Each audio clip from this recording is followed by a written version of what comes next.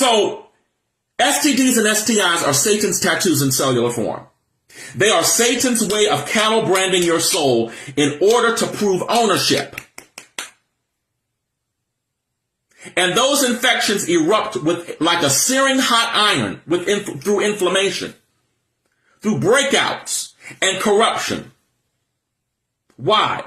Because the STDs flesh out in the skin through the unseen cellular world, which equates to what is actually transpiring in a person's soul.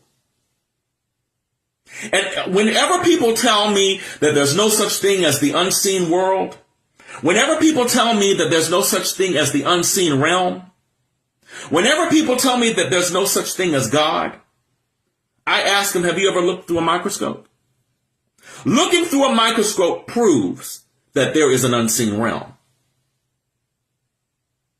And when a person breaks out in their body in STDs,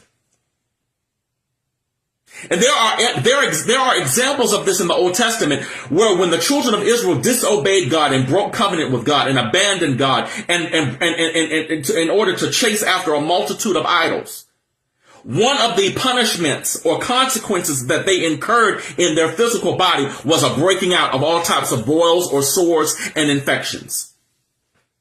And we see how God uses the power of plague, not just in ancient Egypt, but also in terms of dealing with his own people in terms of their idolatry.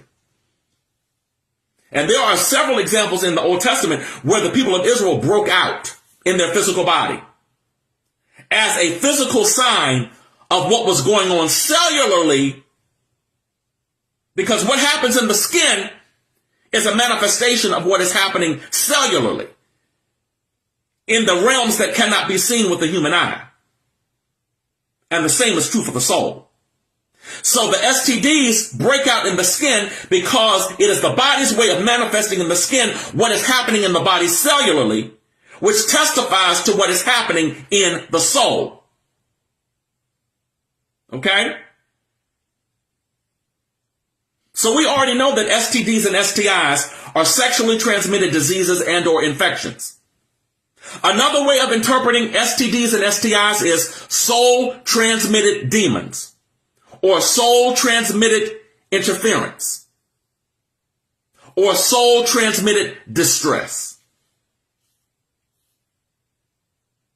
So anytime we chase after gods, idols, anytime we abandon the faith and leave and forsake fidelity to Jesus Christ,